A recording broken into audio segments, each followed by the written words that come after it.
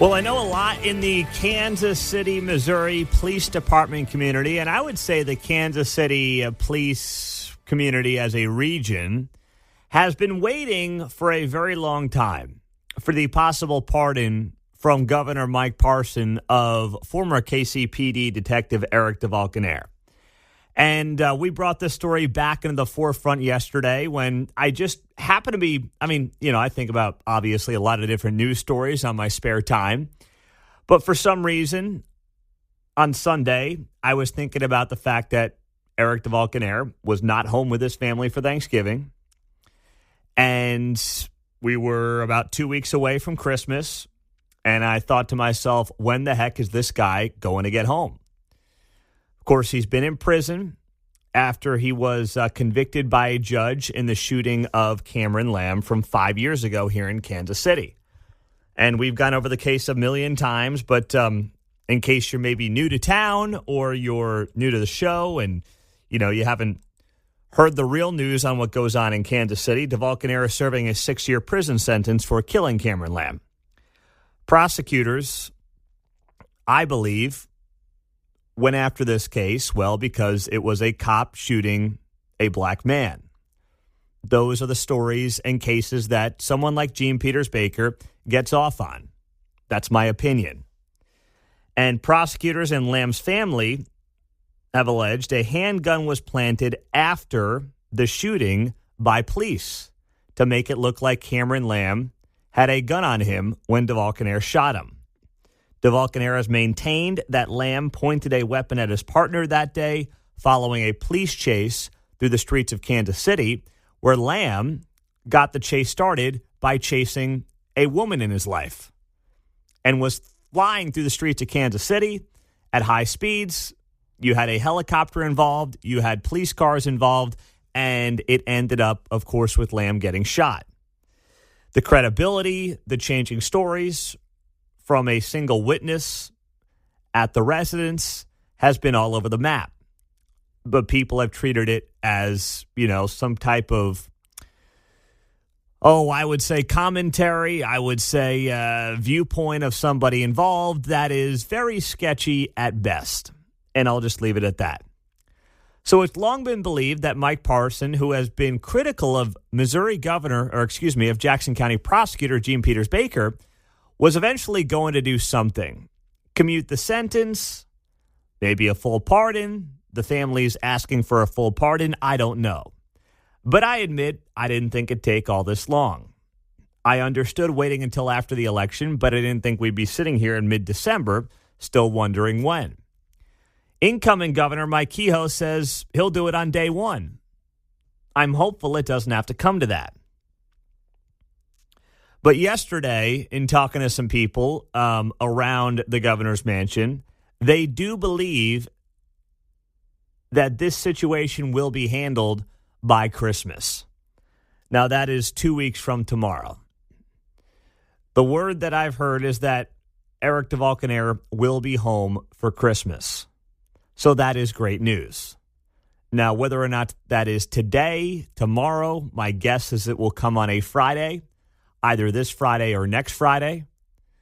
But yesterday I was telling you that, basically not only was the governor maybe waiting for after the election, but also possibly waiting for the weather to get cold to avoid any kind of a riot situation or protest situation.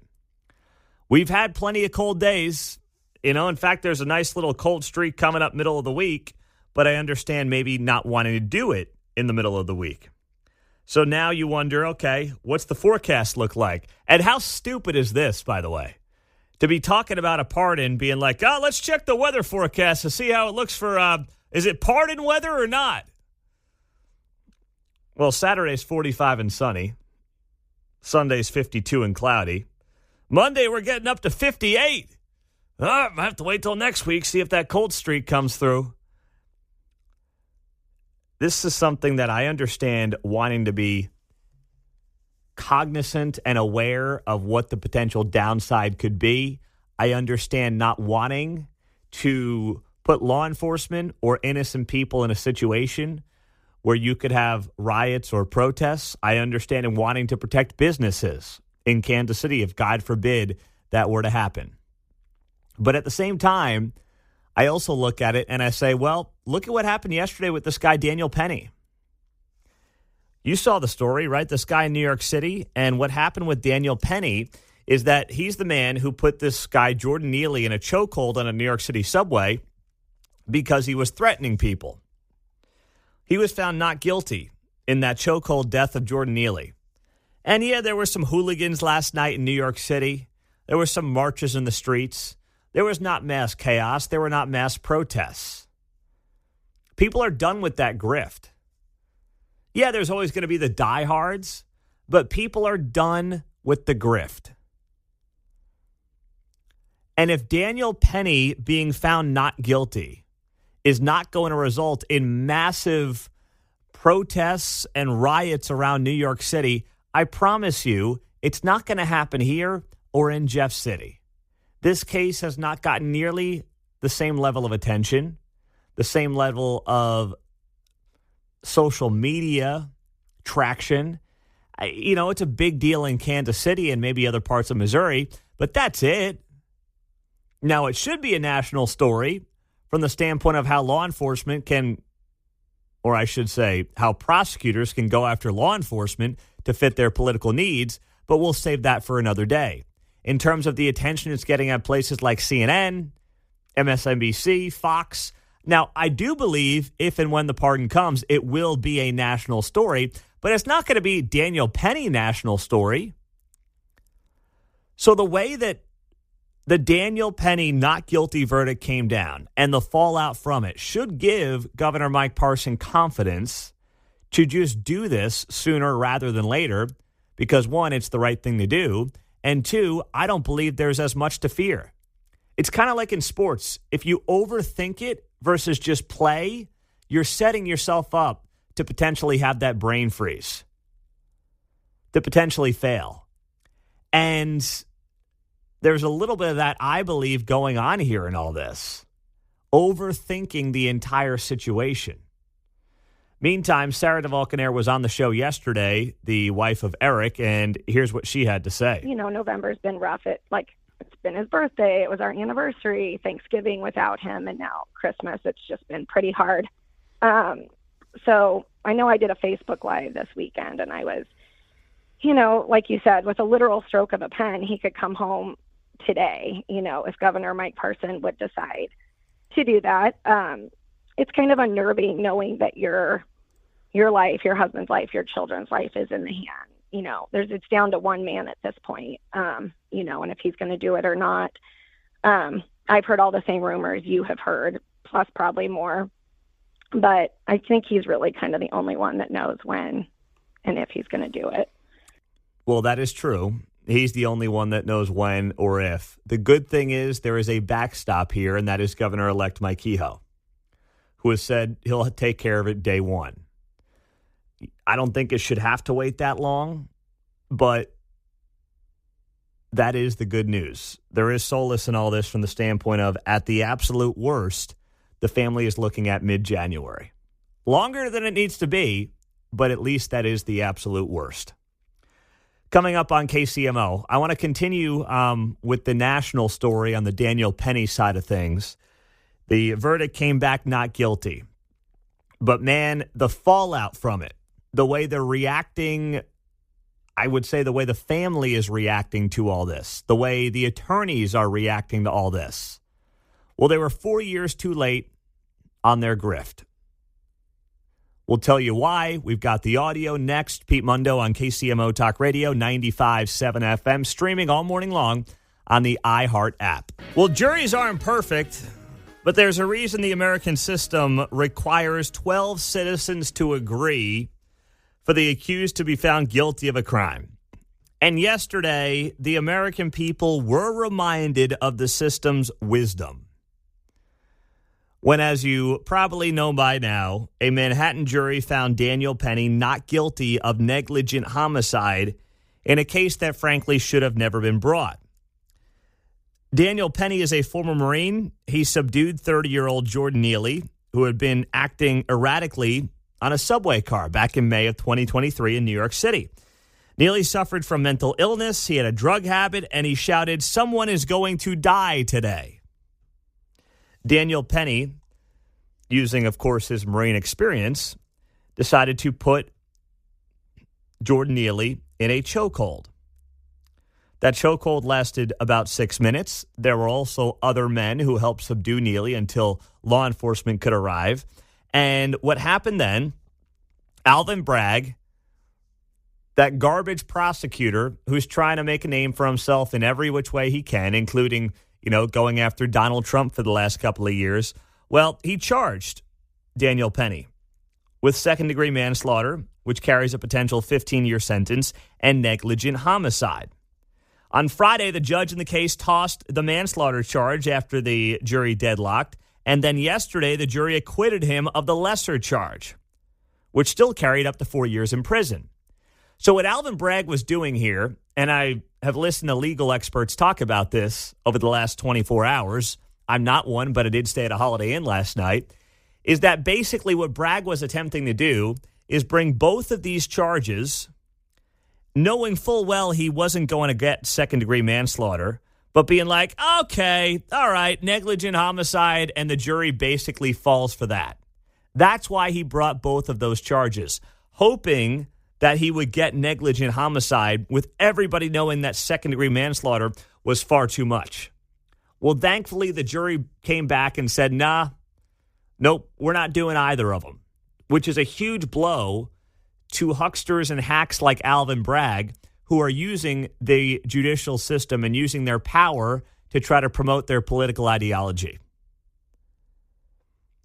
So this was outstanding news yesterday. Daniel Penny never deserved to even have to spend a day behind bars, and thankfully he won't. But it's amazing the reaction that you got after the fact.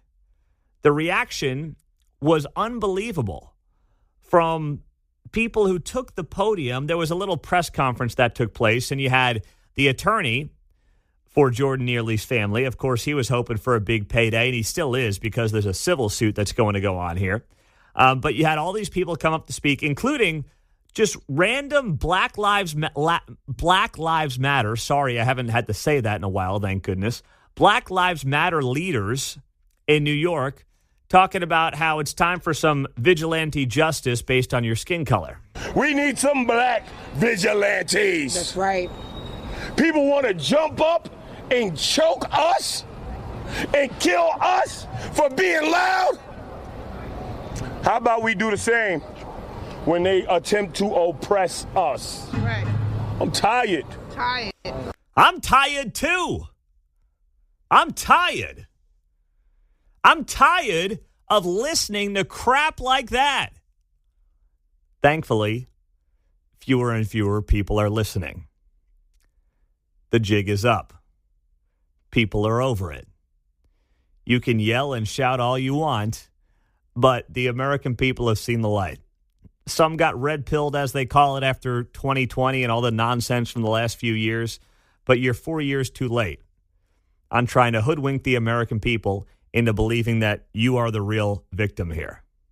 Daniel Penny was always the real victim here. Daniel Penny, it's great. It's a win that he's not guilty, but the man has lost a tremendous amount in his life. He is no longer going to be a guy who can just aimlessly roam the streets of New York City. He probably is going to have to start fresh somewhere else and maybe change his name. It's sad, but that's probably a reality for Daniel Penny, because it never should have gotten to this point. Yeah, the acquittal was great, but it never should have gotten us to the point where we had to talk about it to this extent. It should have been like, yeah, I mean, that's a tragedy. We don't want to see anybody die. But my goodness, you have somebody who's drugged out, strung out, talking about killing somebody, and this guy puts him in a chokehold and he ends up dying. I mean, it's sad. There's no doubt about it. It's sad. But it never should have resulted in this thing going to trial and Daniel Penny having to sit there and wait on a jury of his peers to decide whether or not he's going to be a free man. Of course, the prosecution cited the city's medical examiner to argue the chokehold killed him. The defense produced a pathologist who disputed this, saying Neely was killed by other factors, including his drug use. So what happened? Well, a lot of the case then turned on whether Daniel Penny recklessly applied his 6-minute chokehold for far too long. And thankfully, the jury came back and decided, yeah, we're not going ahead with this. We are not going to put this man behind bars for this case. And you know what's crazy? If this was 40 years ago, I'm not sure this case would have gone the same way. It's crazy to think like that because the facts should be all that matters. But we are in a different environment right now than we were 4 years ago. We're in a better environment than we were 4 years ago. We're doing things now just based on facts, not based on feels, not based on emotions, not based on, what CNN tells us. The legacy media has been neutered. So all of this is trending in the right direction, John. I know another fact. All these protesters failed McNeely while he was alive. Yeah. Why's the guy not getting his services? What's he doing out? Yeah, absolutely. That's when you need to be concerned about McNeely. Yeah. I heard his father come out and say, "Hey, I miss my son. Where were you, dude?" The guy had been strung out in the streets for a very long time. Where were you as the father to do something to help your son? Now you're standing up there in front of the microphones acting like, I was there for him every step of the way and there's nothing he could have done. I mean, the guy was a vagrant.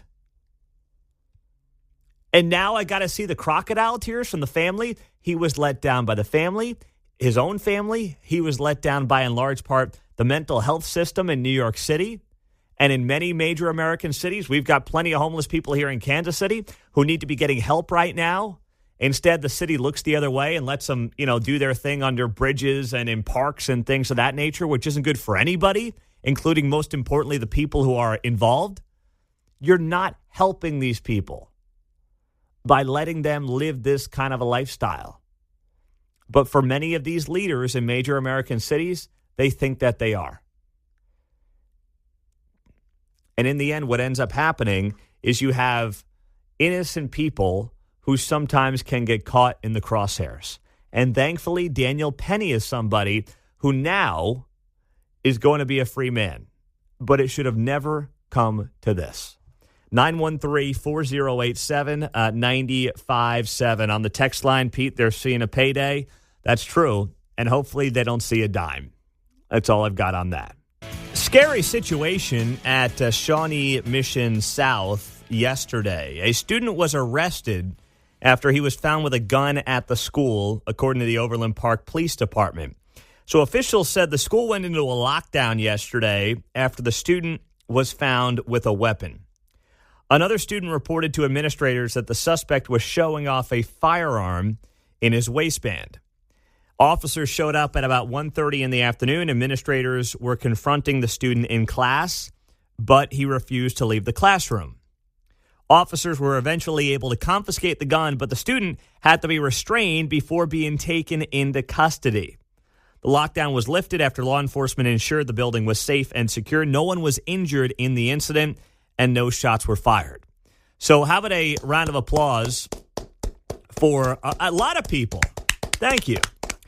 We'll say the students who saw this weapon and alerted administrators who reached out to Overland Park Police, and Overland Park Police who were able to show up and subdue an individual, confiscate the weapon, and do it all without a single shot fired and anybody being hurt.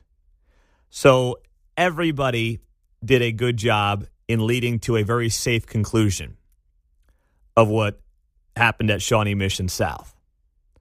That being said, apparently there are parents, and I understand this, who are not thrilled with the communication or lack thereof between the administration and the parents themselves. I've seen a couple of reports here in local news that parents were told that this was just a drill, and students were told that this was just a drill at first glance. Well, this was obviously not a drill. This is obviously a potentially life or death situation because nobody knew what was going to happen, right? All you know is you got a guy who's got a gun on his waistband in Shawnee Mission South. Now, It's easy to say this as hindsight being 2020, but typically if somebody is going to go out there and do the most heinous of all potential things, they're probably not flashing that weapon to friends or people in school before they go commit some kind of a heinous act. This actually reminds me a little bit of the Olathe East situation, Mark's alma mater, by the way, where the kid brought the gun to school, but he was like showing it off to people, right? There wasn't necessarily a plan to do anything awful, but he was showing it off to people, and that's what led to that confrontation as well. Yeah, exactly. I don't think he planned to do anything, but then it just, when they start wrestling with the gun, stuff happened. Yes, that was the case, about 2 years ago, where shots were fired because, wrestling ensued between the students and the school resource officer, and it just got hairy. Thankfully, the school resource officer, as I recall, was shot in the leg, I believe it was, right? And I believe the assistant principal was too. That's right, yes. But it was the same kind of a deal where a kid's trying to be tough, shows up to school with a gun, wants to show it off, and then, of course, law enforcement shows up, and that's not going to go over well, and nor should it go over well. But I also understand students and parents being like, hey, you're telling us this is a drill, and this was not a drill at all. This was a potentially very dangerous situation. So I got a couple of emails and social media messages on this last night from parents who are ticked off, and I do know it's early, but any Shawnee Mission parents throughout the morning are welcome to call 913-408-7957. It's 913-408-7957 because I know that there is probably going to be more to this story that comes out. I'm still curious, what happens when a kid somehow just walks into school with a gun? If I go to Claire's school and we went on Friday to bring her lunch for her birthday, I got to go to the front door, I got to buzz in, and then there's another door inside of the front door that requires me to buzz in and kind of wave. Now, I'm not going through a metal detector or anything like that, and I'm not necessarily saying I want our kids to do that either. But the place is on pretty good lockdown for an elementary school. It always could be better. You can't just willy-nilly walk in and out of any door anywhere around the school, obviously. That's not going to fly, and nor should you be able to do that in today's environment. But I do wonder, since I don't have high school kids, exactly how confident you feel as a parent with the safety and security of any of these high schools. I mean, we've seen issues, unfortunately, around the metro.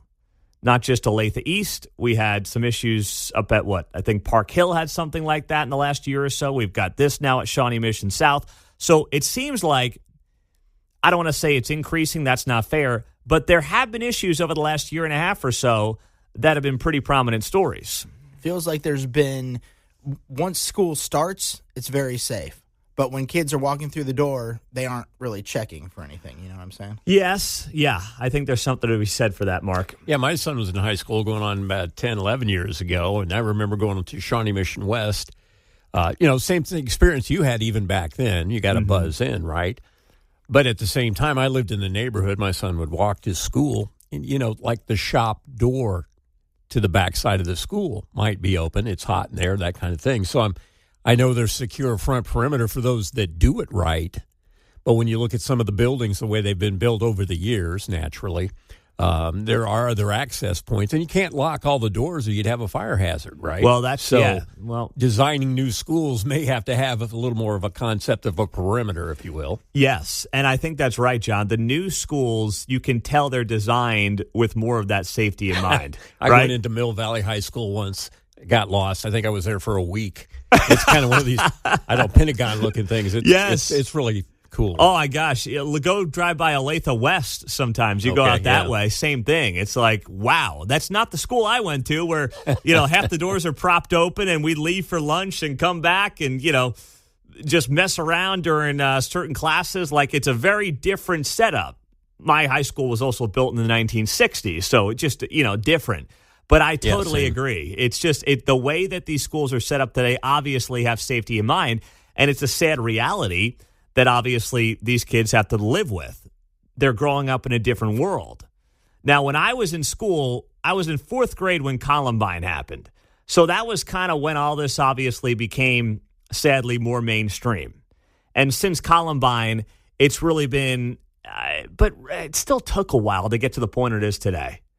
You know, I don't know if there's one of the more prominent school shootings that you might look at and say, that's the one that sent certain schools over the edge to really take security more seriously. I don't know if you'd go to Sandy Hook about 10 years ago in Connecticut, the one in South Texas from a couple of years ago. Sadly, there are other examples, but these schools need to be places where obviously students are safe, parents feel safe sending their kids. And if there's any criticism of Shawnee Mission South yesterday, it is that they either intentionally or by accident misled parents and students as to what was going on there.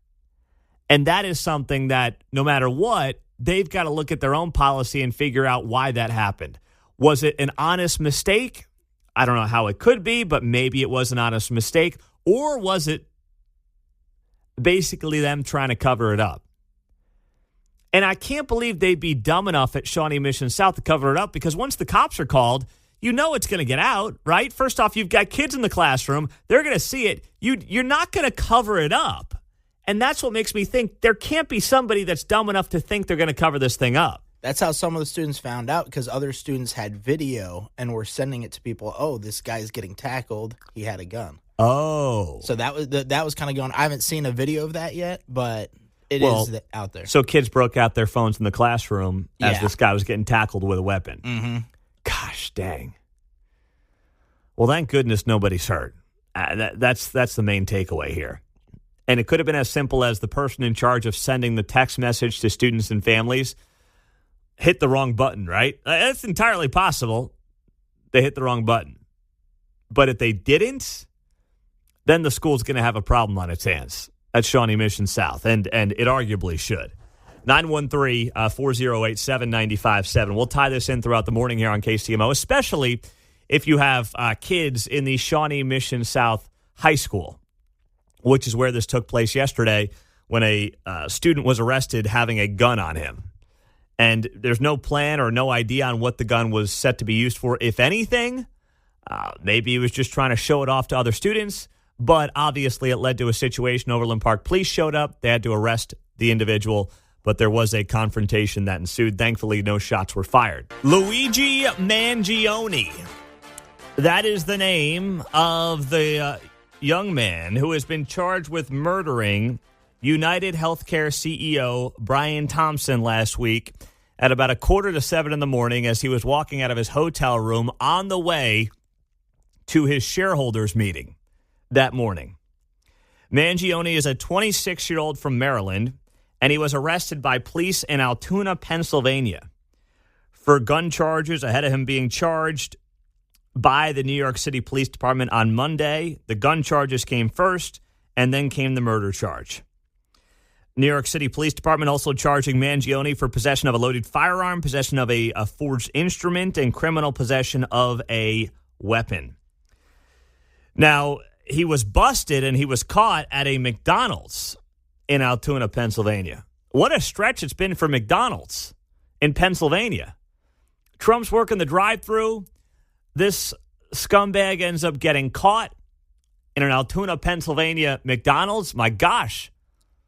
What's next?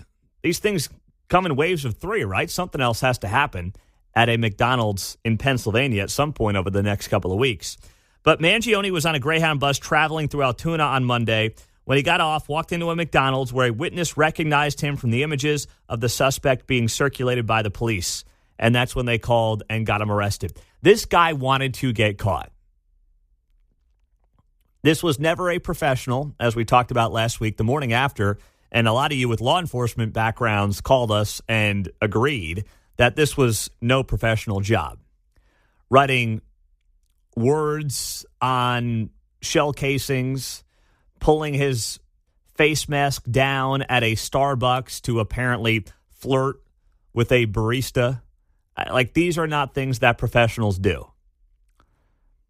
And the guy was in Altoona, Pennsylvania. He was all of a couple hours away from where this happened in New York City. He was waiting to get caught, and he had a manifesto.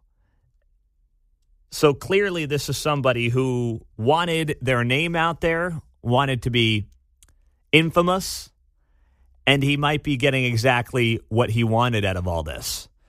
The amazing part is he comes from a family that is very wealthy. He went to one of the best prep schools in the Washington, D.C. area. He's an Ivy League guy. His family owns country clubs. They actually own a radio station in Baltimore. So there's more about this guy that we are going to find out, of course, in the hours and days ahead.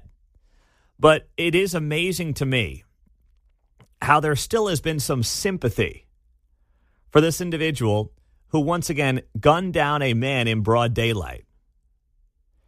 Listen to CNN analyzing this yesterday. It wasn't Jake Tapper. He was just the host of the show. But they play just one example of a social media clip that went viral of somebody saying basically they have zero sympathy for Brian Thompson, who leaves behind a wife and 2 children, I will add, because, well, he is the CEO of a big, bad healthcare company, and these people are the absolute worst. And the CNN panelist doesn't exactly admonish this person on Jake Tapper's show yesterday. And anyone on here who is saying, oh, all of you commenters have no compassion for him, you're right. We don't. He had no compassion for us. Let's bring in CNN's Clark Duffy, and CNN's John Miller is still with us. And Claire, this has really exposed the extent to which so many Americans are frustrated with health insurance companies. And obviously, no, none of us support murder. None of us think that violence is the answer. But these are real struggles. Yeah, Jake, it is interesting because normally when we see this kind of public display of violence, the response on social media is one of support and sympathy, but that has not been the case here. One of the examples that really stood out to me was this Facebook post from United Health expressing sadness over Thompson's death. It got tens of thousands of emoji reactions, and most of them are laughing emojis. I think what we're seeing is this sort of bubbling up of the pent-up anger and frustration that so many Americans feel over the healthcare and health insurance industries. And we've seen a lot of these stories, people sharing of, as you said, being denied health care claims. And that is one of the things that experts say is often the root of people's frustration with their health insurance. Experts say, let's go. It only took them 30 seconds to get to the old experts say, experts believe, experts insist. Stop with the experts. No one cares about the experts. You don't need to be an expert to realize what's going on here. People are, sadly, using this tragedy as a way to say, well, you know, people are upset. So, they're excusing the celebration largely, I will add, from people of one side of the political aisle who were out there being like, you know what? I don't feel bad that this guy's dead. How about this? Can 2 things be true at once? Here's a novel concept. You can feel awful for a man who was gunned down in basically broad daylight, doing absolutely nothing wrong, walking out of his hotel, going to a shareholders meeting, while also admit we have major issues in our healthcare sector, in our health insurance industries. Why are these things viewed at by some as mutually exclusive? Both those things can be true at the same time, John. Yeah, bring up a great point. I don't know if it's an American thing or a human thing. We have this ability to go to the 30,000-foot view and just see this as if it's a movie or something. Yeah. It's good versus It's evil sick. and the bad guys. And we don't bring it back home to ourselves, I guess. I don't know if that's America or what, but just this notion that it's like, like it's a TV show. Yeah, we got him. We got the bad guy. The bad guy's the CEO. Like, this isn't a Netflix series, okay? Right. You know, this is real life. And this man left behind a wife and 2 kids. And if you think that he's the problem, no. Obviously, the industry, I don't want to say it's broken, but it's got a lot of issues. But if you think it's on one single CEO, he's playing within the guardrails of the system that largely has been set up by the government. The government is playing a bigger role than ever in the healthcare industry and the healthcare market. That's been going on for the last 15 years since Obamacare was passed. And all we've seen over the last 15 years is skyrocketing premiums and worsening coverage. That's like me sitting there and saying, yeah, Barack Obama's responsible for all this, for this guy getting killed. No, I wouldn't say that. That'd be irresponsible. A nuanced conversation would be, how did we get here? How did we get to a place where the profits keep going up for these companies? That's indisputable, despite the fact that the everyday person is seeing its premiums skyrocket.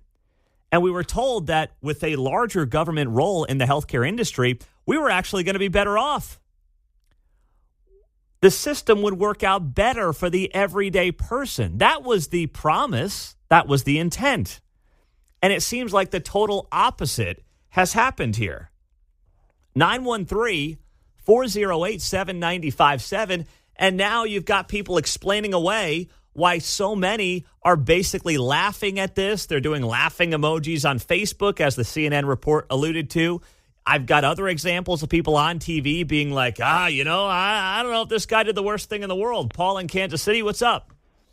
Hey, Pete. Yeah, I think this is a continuation of the Butler, Pennsylvania assassination attempt, where you had people on the left saying, well, I wish it would have been a better shot, and the ends justify the means kind of mantra. So this is kind of a continuation. Let's go after the CEO of grocery stores since they're price shopping. We can go ahead and commit murder. This is ghoulish. It is, Paul, and where does it end, right? I mean, to your point, grocery prices are skyrocketing. What's next? Someone's going to blame the grocery, the CEO of fill-in-the-blank grocery store? And some people will justify it by being like, profiteering. They're making too much money. How dare they? How dare you? This is sick and twisted stuff.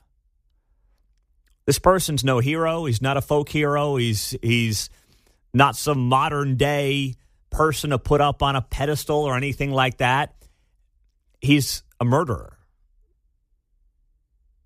That's all he is. And that's the only way that he should be talked about. 913-408-7957. Some good texts are rolling in as well.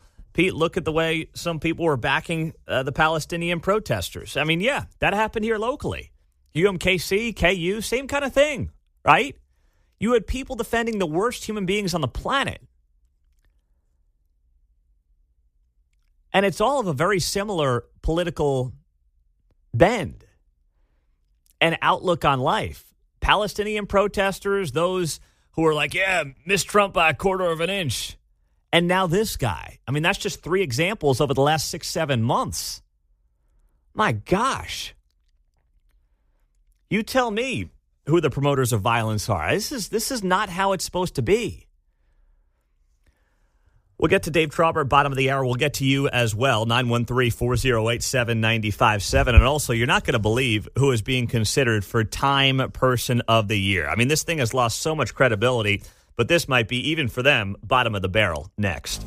There's no way that you can really justify anybody other than Donald Trump being Time Magazine's Person of the Year. Now, it's not like this is going to move the needle in any kind of meaningful way. But if outlets like Time want to regain a semblance of credibility, the only way and direction that they can go with their Time Person of the Year is Donald Trump. But they've got a full list of choices. They released their finalists for Time Person of the Year. And that Are list... they all human? It's a great question, John. They are human as far as I know. Okay. I don't know... much else about some of them in their private lives, maybe, how they're identifying on a given day or things like that, but they are human beings, correct? I just was curious if a dolphin or something was on the list somewhere for surviving. And then that I do not see on the list. Hugh Hughes, Hume. Yes, they are all Hugh Hughes identified. But how is it possible that Kamala Harris is on a list for Time Person of the Year? There is no way that you could take that list seriously with Kamala Harris listed as a finalist for Time Person of the Year. She literally has done absolutely nothing to be worthy of that kind of a award. What are Kamala Harris's accomplishments in 2024? Becoming the Democratic nominee with 0 votes and losing the 2024 election while spending $1.5 billion in the span of like 90 days? That is just inconceivable to me. If there should be a person who is specifically not the Time Person of the Year, it's Kamala Harris. But they named her as a finalist. The only names that should even be mentioned are Donald Trump and then maybe Elon Musk. Maybe. No other name for this year comes close. Trials, shot, wins the presidency. Nobody else is in the ballpark with Donald Trump this year. And that is not like about whether or not you like Donald Trump. That's just a historical fact if you want to be fair, accurate, and correct in the assessment. I'm on Wheel of Fortune. There's a C on the board. I'd like to buy a Y and an A. Yeah. If they didn't have her on there, what do you think would happen? Well, that's a good question. Yeah, there might be some people that are like, you got to put... Why, though? Why? I mean, time has got to put the diehards in their place and realize that Kamala Harris was always a figment of their imagination. She ran for president 4 years ago and didn't make it to the first primary in Iowa because her own party didn't like her. Her own voters, Democratic primary voters, they were polling at like 2% for her. And then, of course, they hand her the reins from Joe, and everyone's got to pretend like they like Kamala Harris. She was always a bad candidate, and she was always wildly unlikable. Even Hillary Clinton was like, yeah, she's kind of unlikable. At least Hillary Clinton was really smart. Kamala Harris was, to put it politely, not really smart. But it's going to be interesting to me what they do. You know, I used to work in the newsroom next to Time Magazine. When I did some work at Sports Illustrated, it was owned by Time. I don't know if it still is or not. I don't think they are under the same umbrella anymore. But Time Magazine was filled, and I was right there on the newsroom floor with these people at Time Magazine. And they made the New York Times look like Newsmax. There was some way out of left field people out there. And I'll never forget being in there the day after Donald Trump won back in 2016. And if you recall, Hillary Clinton gave her concession speech the next day, just like Kamala did this time around, because, you know, they didn't have one written. And you could hear a pin drop in that newsroom combined with people sniffling, combined with people shedding a tear or two during Hillary's concession speech. And now I'm just putting myself in my own mind back into that newsroom and wondering how much pain there's going to be about the idea that they really have no choice. It can't be Kamala Harris. Elon, okay, maybe he's number 2. Can't be Netanyahu, Jerome Powell, Joe Rogan, Kate Middleton. I mean, God bless Kate Middleton. I hope she gets better. But what are you giving it to Kate Middleton for? Having cancer? I mean, with all due respect, why is she on this list? It's Donald Trump, first, second, and third, and there's nobody else close. Coming up next, we've got data on our kids and how they're doing in math, and it's not good. Let's go to Pembroke. Elite private college tuition, $30,000 for a high school here in Kansas City. Kansas City Star writing here that KC students were arrested for terroristic threats against a teacher, and they are back in the classroom. Kansas City Star writing here, the words at the top of the incident report filled out by the Kansas City Police Department are the kind that no school wants to see: terroristic threats. Adding at Kansas City's Pembroke Hill School, it is the unclear nature of those threats leveled in September against a newly hired African-American teacher and reportedly made by 3 middle school students that continue to fill faculty and parents at the Tony Private School with questions, concerns, and consternation 2 months later. Well, obviously, if you have middle schoolers involved with terroristic threats, that is a problem. The Kansas City Star jumps to a conclusion, asking, were the threats racial, physical, ? They add. Maybe they were. I don't know. But, of course, the Kansas City Star wants to assume everything is racist and racial. If it was, it's totally unacceptable. The school is not talking.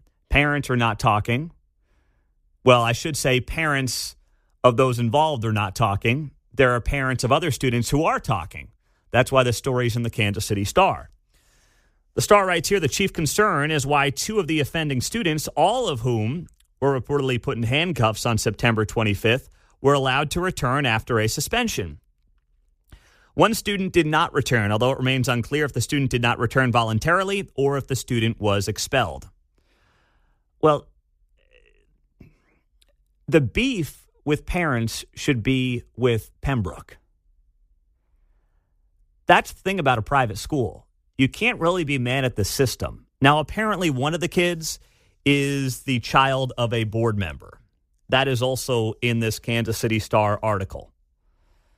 And once again, I did not go to a private school K through 12. I went to public school K through 12.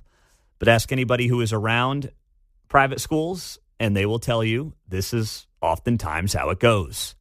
If you have the right connections, if you have the right money, guess what? The rules will be bent for you. There are great things about private school. There are sometimes not so great things about private school, or they can be even more political than what happens in public schools because people are influenced and boards are influenced by power and money and ego and all those things that we are supposed to leave at the door rarely get left at the door. So the lack of detailed information passed on to students and parents has been frustrating to many. One parent telling the Kansas City Star that is completely unacceptable. Your privilege puts you on a board, and then you use that privilege to get your kid out of a situation he shouldn't have been out of. The police report offers almost no useful information as to the nature of the threats, except to say that they occurred. The incident report reads, Police Officer King and I were working in an off-duty capacity at Pembroke Hill School District and were made aware of a threat to a teacher. Because the individuals involved are juveniles, their names and the details of what happened have been redacted, meaning obscured from sight. The Star's policy also is to not publish the names of children accused of or charged with crimes, even if they are known, unless they are charged as adults. And in this case, no charges were filed. The two students are no longer in that teacher's class. I don't know what happened here. Nobody knows outside of the students and probably a handful of administrators what exactly happened here. I just don't know at this point.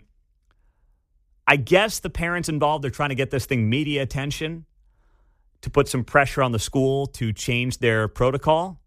But I promise you, it's probably, and this is me just being pessimistic, it's probably not going to move the needle. I'd be fine if it did, depending on what exactly occurred here, but it's probably not going to move the needle a whole lot. Now, in the meantime, you've got the story at Shawnee Mission South, where a student yesterday was arrested, found with a gun at the school. Shawnee Mission South officials said the school went into a lockdown Monday after the student was found with a weapon. What happened here is a student reported to administrators the suspect was showing off a firearm in his waistband. The officers showed up at about 1:30. Administrators confronted the student in class, but he refused to leave the classroom. So officers were eventually able to confiscate the gun, but the student had to be restrained before being taken into custody. Lockdown was lifted after law enforcement ensured the building was safe and secure, and no one was injured in the incident and no shots were fired. Very similar to what happened at Olathe East last year. That had been 2 years ago now, when that student showed up with a gun, was trying to be a tough guy, and really, I think, probably just show it off, but a student reported it. That led to an altercation with the school resource officer, and you had a couple of people shot. Nobody was thankfully killed, but it was a really bad situation there at Olathe East. What appears to be most problematic to some parents is that the school sent out an alert that it was a drill. Now, at about 6 a.m. when we talked about this the first time, I did question that decision. But I had many of you in law enforcement who reached out on the text line and said that you are defending the school's decision. Because had you gone down the road, had the school gone down the road of saying we've got somebody with a gun in the school without having any nuance as to what exactly was happening, it was not like an active threat or active shooter situation, that could have brought more chaos to the school in that moment. And that is what a lot of you said on the text line who have law enforcement experience. You would have created a more chaotic situation by being upfront with what exactly was going on in that moment. And I can understand that, I can, because you can't have parents and everybody else flooding the school looking for their kid in a situation like that when they don't really have all the details. So I get it, but at the same time, I also can understand being a parent and being like, hey, and a student, you're telling me this thing is a drill. It's certainly not a drill. If you don't want to tell me anything in the moment, then just don't tell me anything, but don't tell me it's a drill when it's not a drill. Just keep your mouth shut, basically, until after the situation and the threat is cleared.